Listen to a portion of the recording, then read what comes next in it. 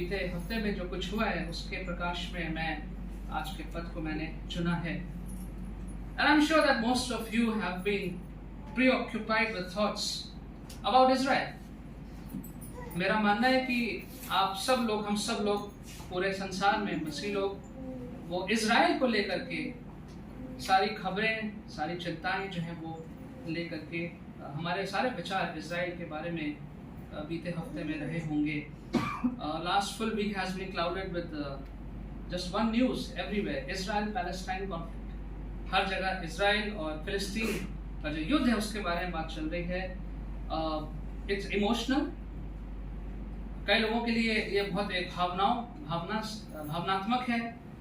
There's anger, there's compassion, there's helplessness. कहीं पे कुछ लोगों को गुस्सा है, नाराजगी है, कुछ लोग करुणा से भरे हुए हैं, कुछ लोग अपने को असहाय महसूस कर रहे हैं। It's also political.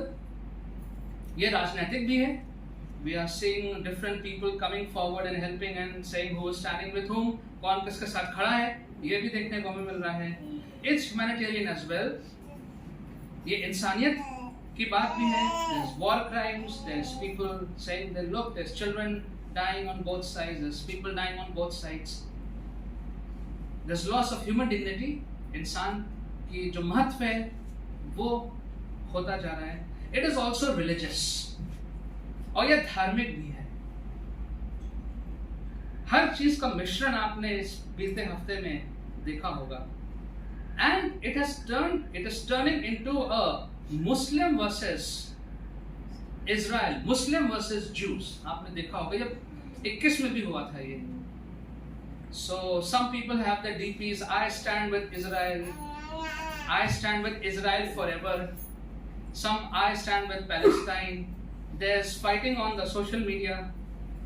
आपने देखा होगा कि कुछ लोगों के डीपी या स्टेटस है मैं इज़राइल के साथ खड़ा हूँ, कुछ कह रहे हैं मैं फिलिस्तीन के साथ खड़ा हूँ। सोशल मीडिया पर लड़ाइयाँ हो रही हैं, आर्ग्यूमेंट्स हो रहे हैं। But the truth is, many Christians don't read the Bible enough to know what right stand should be taken today. बहुत से मसीह लोग बाइबल ठीक से पढ़ते नहीं हैं और जानते नहीं है कि कौन सी सही बातें हैं, किन बातों पे हमें खड़े होना चाहिए और किन बातों पे खड़ा नहीं होना चाहिए। Many Christians blindly pray and support Israel. बहुत से मसीह लोग हैं बगैर कुछ सोचे बिल्कुल आंखों पर पट्टी बांध के इजराइल को सपोर्ट करते हैं,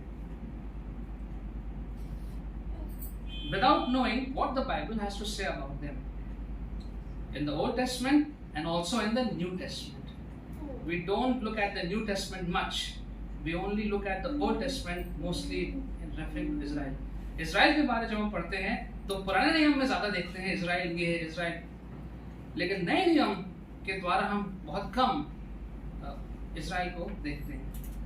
So as we look at Israel through Romans 9 and 10 this morning, let's think about this, but also let's keep examining ourselves, because whatever is applicable to Israel, to the Jews, is applicable to each one of us.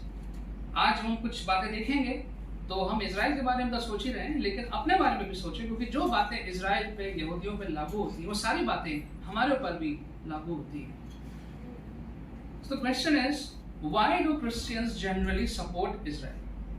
मसीह लोग Israel को क्यों बिल्कुल आंख पे पट्टी बांध के support करते हैं? They look at Israel from the Old Testament perspective mostly. अक्सर मसीह लोग जो हैं पुराने नियम के चश्मे से इज़राइल को देखते हैं। Israel is chosen by God, yes. Israel को परमेश्वर ने चुना। Israel as the promised land of God, परमेश्वर ने वाचा का जो स्थान था वो है, सही बात है। Israel protected by God, Israel को परमेश्वर ने संरक्षण दिया, उसको बचा के रखा। इज़राइल nurtured by God, सारा पोषण जो है वो परमेश्वर ने इज़राइल को दिया। Overall they are the people of God. और अगर देखें उसको तो ये परमेश्वर के लोग हैं। And all that was true. ये सब कुछ सही था। But also true is the fact that throughout the Old Testament we see again and again Israel's disobedience to God, and we have heard several sermons from this pulpit on that by Pastor Raja, कि यही Israel बार बार परमेश्वर के आज्ञा को पालन नहीं करता था. We have seen Israel into idol worship every now and then.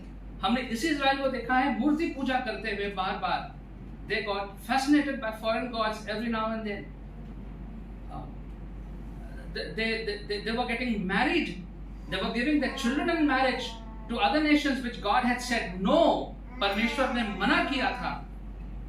लेकिन फिर भी ये लोग अपने बच्चों को दूसरे धर्मों में, पड़ोसी देशों में विवाह में दे रहे थे.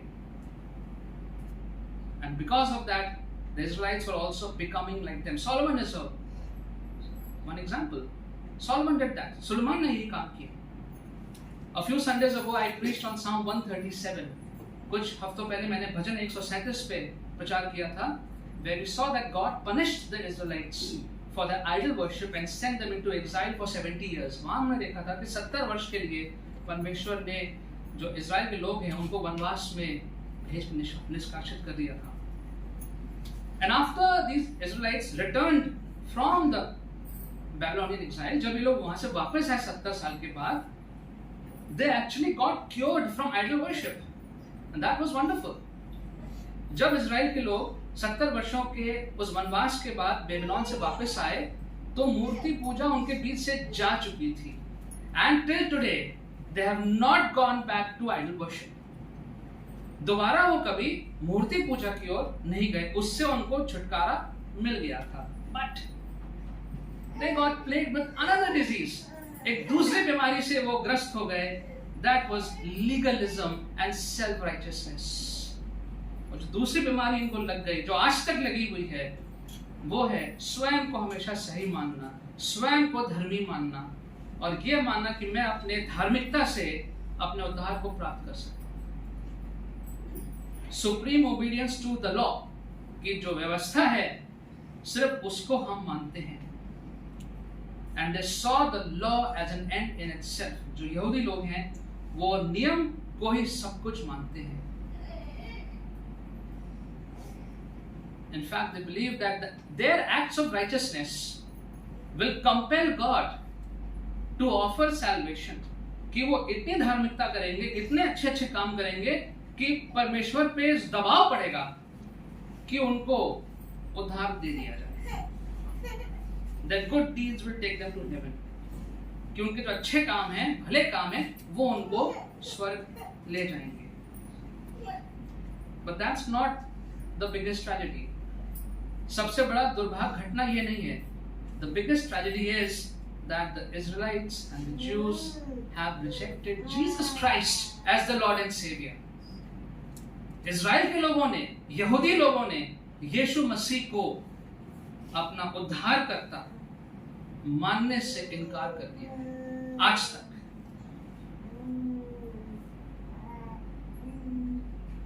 John 1:11, a very familiar passage.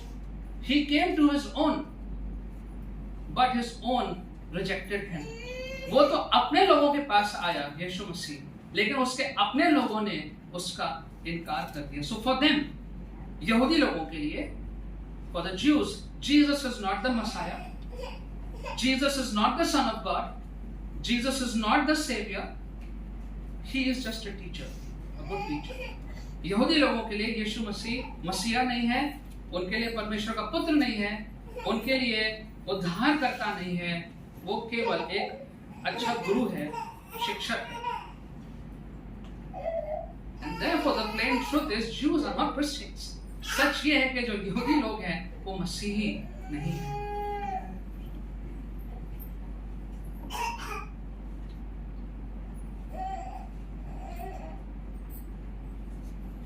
So the question is, who is a Christian? Just to refresh our memories.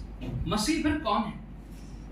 The one who has accepted Jesus Christ as his or her Lord and Savior. ये एक मसीह व्यक्ति है जिसने यीशु मसीह को अपना व्यक्तिगत उद्धारकर्ता के रूप में, प्रभु के रूप में ग्रहण किया है. Let's look at Romans 10:9, a very familiar passage, but still. Romans 10:9, can someone read?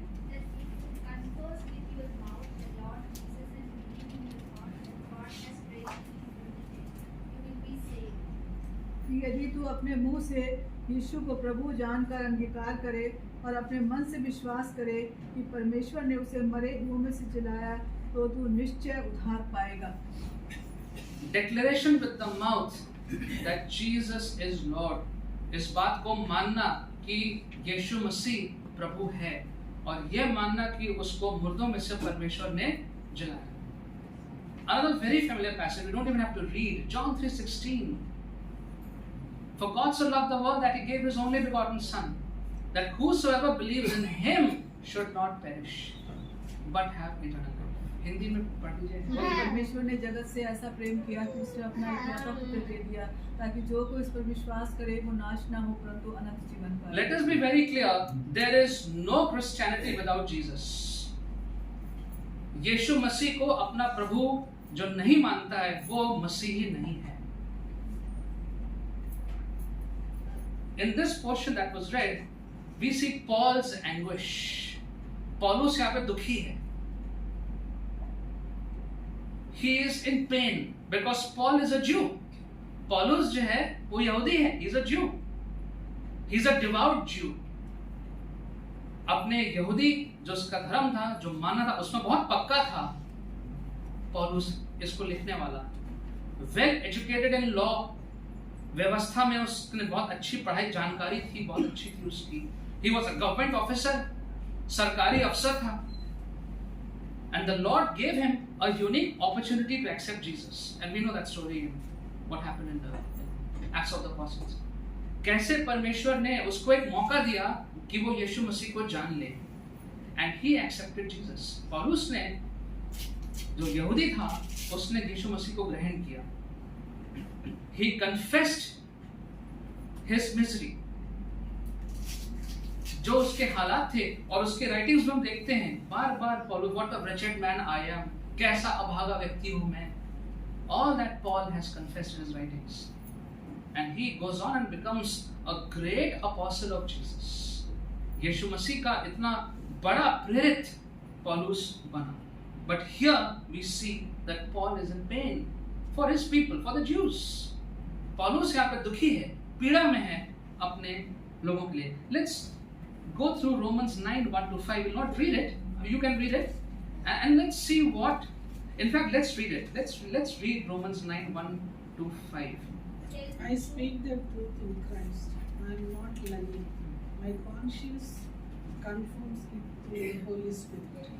I have great sorrow and unceasing anguish in my heart, for I could wish that I myself were cursed and cut off from Christ for the sake of my people, those of my own race, the people of Israel. This is the adoption to sonship. This the divine glory, the covenants, the receiving of the law, the temple worship, and the promises. These are the patriarchs, and from them is traced the human ancestry of Messiah, who is God over all, forever praised. Amen. मैं मसीह में सच कहता हूँ, मैं झूठ नहीं बोल रहा, और मेरा विवेक भी पवित्र आत्मा में गवाही देता है कि मुझे बड़ा शोक है और मेरा मन सदा दुखता रहता है, क्योंकि मैं यहाँ तक चाहता था कि अपने भाइयों के लिए जो शरीर के भाव से मेरे कुटुंबी हैं, स्वयं ही मसीह से शापित हो जाता। वे इस्राएली हैं और लेखपालकपन का अधिकार और महिमा और वाचाएं और व्यवस्था और उपासना और प्रतिज्ञाएं उन्हीं की हैं, पुरखे भी उन्हीं के हैं, और मसीह भी शरीर के भाव से उन्हीं में से हुआ। सबके ऊपर परम परमेश्वर युगानुयुग धन्य हो, आमीन। This was written in about AD 57 to about AD 59. ये पौलुस ने लिखा था यीशु मसीह के 57-58 वर्ष के बाद। Today we are in 2023. Nothing has changed. कुछ नहीं बदला है। Paul would have expressed the same anguish today also. And we see over here that Paul is in pain. पौलुस अपने लोगों के लिए बहुत तकलीफ में है, उसे अफसोस है। Verse 2, I have great sorrow and unceasing anguish in my heart. मेरे दिल में बहुत गहरा शोक है, चोट है, तकलीफ है। Verse 3, I wish I could, for I could wish that I myself were cursed and cut off from Christ for the sake of my people. काश ऐसा हो पाता कि मैं कुछ कर पाता, कि मेरे प्राण चले जाते. He's saying, मेरे प्राण चले जाते, लेकिन कुछ ऐसा होता कि मैं अपने भाइयों को, अपने लोगों को, यहूदियों को बचा लेता. Theirs is the adoption to sonship. कि जो यहूदी कितना privilege इनके पास. How privileged they are. They have adopted into sonship. Divine glory, परमेश्वर की महिमा इनको प्राप्त थी. The covenants, सारी वाचाएं इनके पास थी. Receiving of the law, जो व्यवस्था इनके पास थी. The temple worship, परमेश्वर के भवन में आराधना करना इनके पास थी. And the promises, परमेश्वर के सारे वायदे इनके पास थे. There was the patriarchs, सारे Abraham, Isaac, Jacob, all lined up, सब इनके पास थे. But rejected Jesus Christ. यीशु मसीह का इनकार कर. A rich spiritual heritage was rejected. It's like parents who take care of the children from small, especially when they're babies, because I'm doing it these days, and it pains. You have to give time. And after they've grown up, you've done everything for them. They turn back to you and say, I hate you. What have you done for me? This is what Israel has done to God. परमेश्वर ने उनको पूरा पाला, पोसा, बड़ा किया, पोषण दिया, और फिर पलट के इज़राइल ने तेरा इनकार कर दिया. Remember when Jesus was being crucified, when he was in Pilate's court. जब यीशु मसीह पिलातुस की सभा में था, and Pilate was trying to free Jesus.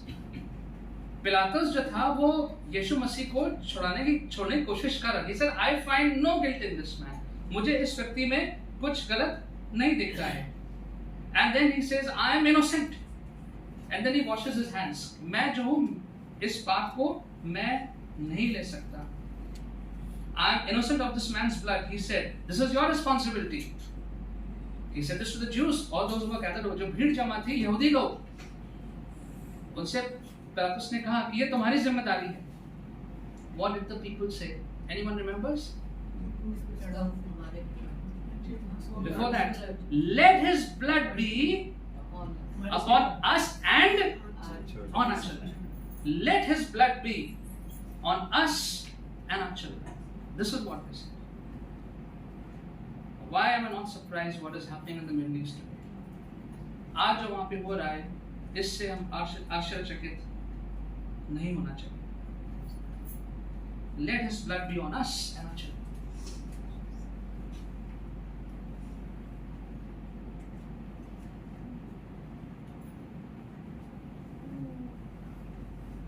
So Israel did not believe in Jesus. The Jews did not believe in Jesus. Israel ने, यहूदियों ने यीशु पर विश्वास नहीं किया. Let's come to the section of Romans 9:30 to 33. 30 से 33 में हम देखते हैं. And here Paul says, what shall we say?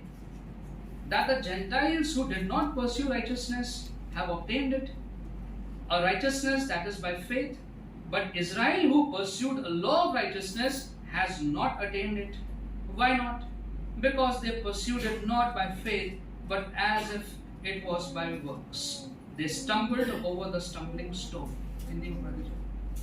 So हम क्या कहें? ये कि अन्य जातियों ने जो धार्मिकता की खोज नहीं करते थे, धार्मिकता प्राप्त की, अर्थात उस धार्मिकता को जो विश्वास से है.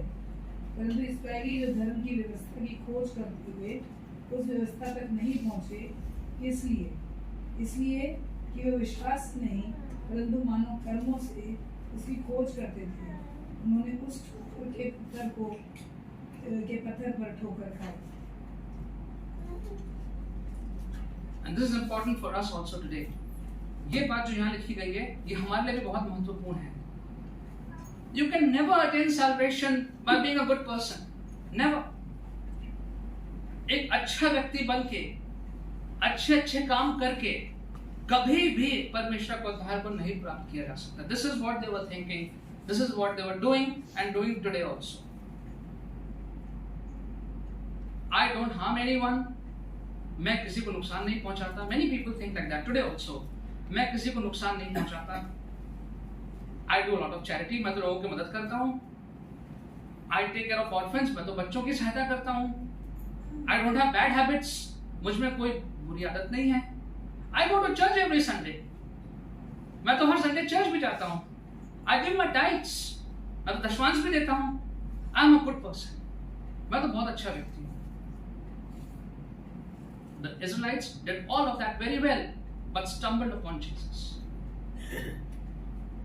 सब कुछ सही किया, करते आ रहे थे, लेकिन यीशु मसीह का जब सामना हुआ तो यीशु मसीह को वो ग्रहण नहीं कर पाए, ग्रहण नहीं. So without Jesus, without having a personal relation with Jesus, none of this is going to matter. It will not, hasn't matter for the Israelites, for the Jews, and will not matter for us also. हमारे लिए भी कोई महत्व नहीं रहेगा इन चीजों का अगर प्रभु यीशु मसीह को जीवन समर्पित नहीं है तो. And observance of the law and good deeds do not get us any closer to God. अच्छे काम करके, सब चीजों को पढ़ के, पूरा करके हम परमेश्वर के नजदीक नहीं जा सकते. Romans 3:20. Can someone read please? Romans 3:20. 3 please. By the deeds of the law, no flesh will be justified in his sight, for by the law is the knowledge of sin. क्योंकि व्यवस्था के कामों से कोई प्राणी उसके सामने धर्मी नहीं ठहरेगा, इसलिए कि व्यवस्था के द्वारा पाप की पहचान होती है. No one will be declared righteous in God's sight by the works of the law. व्यवस्था को पूरी करके कोई भी परमेश्वर के सामने धर्मी नहीं ठहराया जा सकता. Through the law, we become conscious of our sin. जो व्यवस्था दी गई है, जो वचन हमें दिया गया है, ये वचन दिया गया है, जब इसको पढ़ते हैं तो इससे हमें अपने बारे में पता चलता है कि हम क्या कर रहे हैं. Who are we? What are we doing? So the law is like a mirror. एक शीशे आईने के समान ये वचन है. It shows a true picture. You go see yourself in a mirror and it shows you exactly how you're looking. But if your face is dirty, you don't rub your face on the mirror. अगर चेहरा आपका गंदा है तो शीशे पे जाके चेहरे को नहीं रगड़ते हैं. You need someone to wash you and clean you up.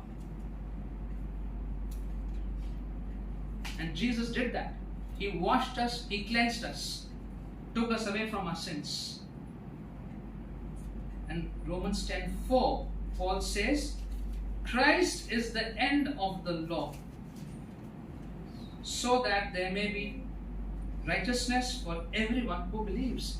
ये जो व्यवस्था है, इसके छोर पे, अंत पे कौन खड़ा है? यीशु मसीह खड़ा है. And this is something which the Jews did not accept. And many Christians today also stumble. बहुत से मसीह लोग जो अपने आप को मसीह कहते हैं, इस बिंदु पे आके ढीले पड़ जाते हैं. सारा काम करेंगे, सब कुछ ठीक ठीक करेंगे, लेकिन यीशु मसीह पे कमिटमेंट नहीं कर सकते. Many people will not obey Jesus.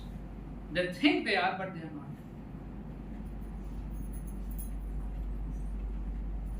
And so, as I said, that whatever could go wrong with the Israelites can go wrong with us also. जो कुछ भी इज़राइल के साथ गलत हो सकता है, हो चुका है, वो हमारे साथ भी हो सकता है. We could be very religious in our spiritual lives, yet be far from Jesus. हो सकता है कि हम अपने जीवन में बहुत धार्मिक हैं, लेकिन फिर भी यीशु मसीह से दूर हैं. We could fall in this trap of self-righteousness, a very dangerous sin of self-righteousness. बहुत, मेरे ख्याल से सबसे बड़ा एक हम कह सकते हैं व्यवहारिक पाप है self-righteousness. अपने आप को औरों से अच्छा मानना, अपने आप को औरों से ज्यादा धर्मी मानना, ये बहुत बड़ा पाप है.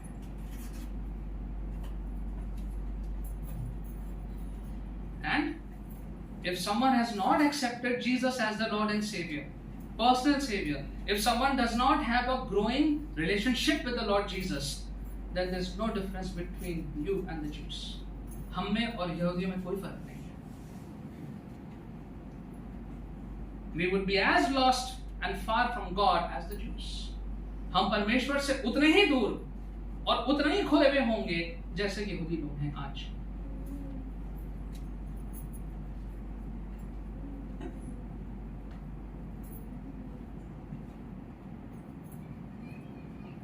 And so to the question, do I support Israel? Well, not in the sense where people are blindly doing it. We need to pray for them. We need to pray for both the sides. Children are dying. You have seen the images. I'm not even seeing the images now. I don't need to see them. बच्चे मर रहे हैं. And it's bad. It's very bad. It's very bad. बहुत बुरा समय है. It's increasing. Both sides, children are dying. People are dying. In hundreds, thousands, हजारों मर रहे हैं. We have to pray for them. We are praying for them. And one last question. Has God rejected Israel? Has God left Israel? No. No. Please don't conclude that No, God has not rejected. God doesn't reject anyone. God's calling is irrevocable. परमेश्वर की बुलाहट वापस पलटी नहीं. It says over here. I've lost the text, but it is here. If someone can find it, it's right over here.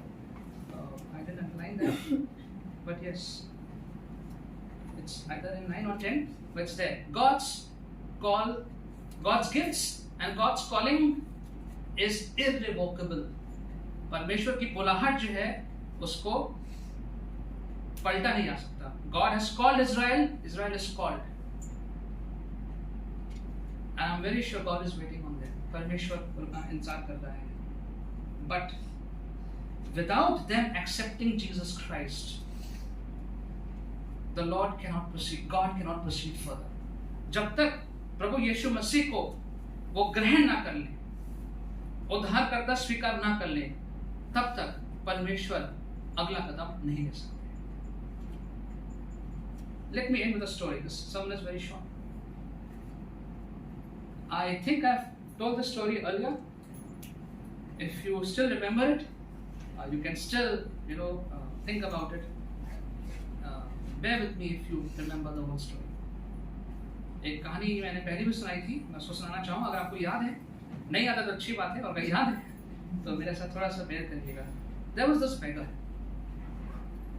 This beggar used to sit in the city and beg every day. एक भिखारी था जो एक शहर में एक जगह बैठता था और भीख मांगता था. And every day people were passing from there, giving him alms, food. उसको लोग दान दक्षिणा खाना देते. One young man used to come every day and meet this beggar and sit with him, talk with him, spend time with him. एक जवान व्यक्ति रोज आता था इस भिखारी के पास, समय बिताता था, बातें करता था उसके साथ, खाना देता था. One day this young man did not come. एक दिन ये जवान व्यक्ति नहीं आया. And another day also, and several days went by. This young man did not come. कई दिन निकल गए और ये व्यक्ति नहीं आया. And the beggar remembered, because this is one person who was coming every day. ये व्यक्ति तो रोज आ रहा था. And the beggar wanted to find out what happened. He went looking for him. ये भिखारी ढूंढने लगा कि ये व्यक्ति कौन है, कहाँ चला गया. And so by his contacts here and there, he found out the address. पता कर लिया उसने कहाँ रहता है. He went there. This huge mansion, a big palatial house, बहुत बड़ा सा एक घर था. घर तो नहीं कहेंगे, और हिंदी में क्या बोलेंगे, महल जैसा घर था. And he asked over there about this man. He gave a description and said, "Oh, sorry, he died a few days ago." वो तो कुछ दिन पहले उसकी मौत हो गई. Then he found out that his father stays here and his father is a painter. पता लगा उसको भिखारी को वहीं पूछ के कि जो बाप है उस जवान का, वो एक पेंटर है, वो पेंटिंग्स करता है. And so this beggar went back. He borrowed some crayons and some colors and he made a sketch of this young man. भिखारी वापस गया अपनी जगह पे, उसने कुछ कलर्स और कुछ क्रेयॉन्स बोरो किए इधर से भीख मांग के, और उसने एक स्केच बनाया, तस्वीर बनाई इस जवान व्यक्ति की. And then he went back and he gave that sketch to the father. He told the father how the young man, he gave the sketch to the father. उसने उस पिता को वो sketch painting they the. After some time he got to know that the father also died. पिता की भी मौत हो गई. And all the items in that place for auction, सब कुछ बिकने और जा रहा था वहाँ पे. And so this beggar went in that auction. वहाँ पे सब लोग बैठे हुए थे, rich people sitting, like the auction sitting. कुर्की हो रही थी, वहाँ पे सामान बिक्री हो रही थी. He also went and he saw this one big wall with lots of paintings. बहुत महंगी paintings उस दीवार पे टंगी हुई थी. फिर उसने देखा नीचे कोने में वो चित्र भी लगा हुआ था, लेकिन नीचे और कोने में लगा हुआ था. So that sketch that he had made was also there on that wall. It was in the corner, down somewhere in the corner, not noticed by anyone. किसी का ध्यान ही उस पर नहीं आ रहा था, because there were other rich, expensive paintings. And so the auction started, and people began to bid. महंगे में वो सारी paintings की बोली लग रही थी. And this beggar stood up, and he said, "I want to buy that. I want that sketch." उसने कहा कि मुझे ये वाली तस्वीर जो है मुझे वो चाहिए, कितने की है? At that point the auctioneer stood up. जो कुर्की करने वाला था वकील वो खड़ा हुआ और उसने कहा देखिए, in his will there is a clause.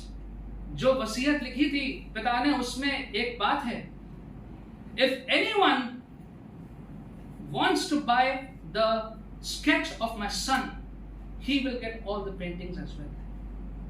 अगर किसी ने भी मेरे पुत्र की तस्वीर को खरीदना चाहा तो उसको सारी बाकी पेंटिंग्स भी दे दी जाएगी.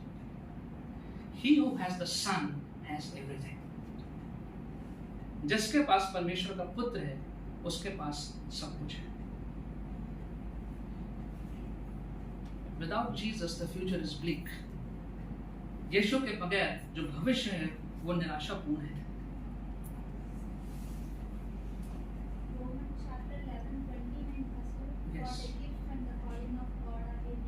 Thank you so much. Romans 11:20. परमेश्वर की बुलाहट हिंदी में भी एक बार पढ़ दीजिए. It's an important verse. 11:29. क्योंकि परमेश्वर के वरदान और बुलाहट अटल हैं. परमेश्वर की बुलाहट अटल है. Let's continue to pray for Israel. Continue to pray for the entire situation over there. May the Lord give them peace and also bring the Jews to the foot of the cross of Jesus. It's not impossible. असंभव नहीं है. क्यों? क्योंकि परमेश्वर की बुलाहट अटल है. God's call is irrevocable. Jesus is their only hope. परमेश्वर यीशु मसीह उनकी एकमात्र आशा है. And Jesus is our only. हमारी भी एकमात्र आशा प्रभु यीशु मसीह है. Let's pray. Heavenly Father, we come to you this morning and we come to you realizing that you have given us your son Jesus. You have revealed yourself in the person of Jesus, and it is your desire that each one of us should know and accept Jesus as the Lord and Savior. प्रभु यीशु मसीह पिता परमेश्वर, आपने हमें अपना यीशु के रूप में अपने को हमें दिया है और आप चाहते हैं कि हम यीशु मसीह को ग्रहण करें अपने उद्धारकर्ता के रूप में, प्रभु के रूप में. If there's anyone here this morning who has not done that, if there's anyone here this morning who has forgotten, has become weak, or is lost a little bit, Father, you bring that person to the foot of the cross this morning. यदि आज कोई थोड़ा सा भटका हुआ है, कोई भूल गया है, कोई व्याकुल है, तो पिता आप उसको आज प्रभु यीशु मसीह के क्रूस पे ले आएंगे. Help us, Lord, to always remember that without Jesus, we have nothing. यीशु के बगैर हमारे पास कुछ भी नहीं है. We especially pray for Israel this morning again. And we ask you, Lord, that you will open their eyes now, after seeing so much of bloodshed, of their families, of their children, of the people on the other side. Lord, you will open their eyes. You will send them a revival, Lord. Let them know that it is only Jesus who can preserve them. प्रभु जी वो जान ले कि केवल यीशु ही उनका एकमात्र आशा है. और इतने संकट के बाद, इतना खून खराबा देखने के बाद, अब तो प्रभु वो आपको ग्रहण कर ले. Lord, it's a prayer that you help them, Lord, to there be a ceasefire. परमेश्वर वहां पे युद्ध में विराम लगने पाए. Lord, you restore the families. Lord, those who are in hospitals and in need of, or those who are injured, Lord, you save them, Lord. जो लोग घायल हैं, अस्पतालों में, सड़कों में हैं, Lord, those who have been taken captive into Gaza, Lord, you bring them back to Israel. जिनके परिवारों के बच्चों को बंदी बना लिया परमेश्वर, वो वापस आने पाए. We commit them into your mighty hands. In Jesus' name. Amen.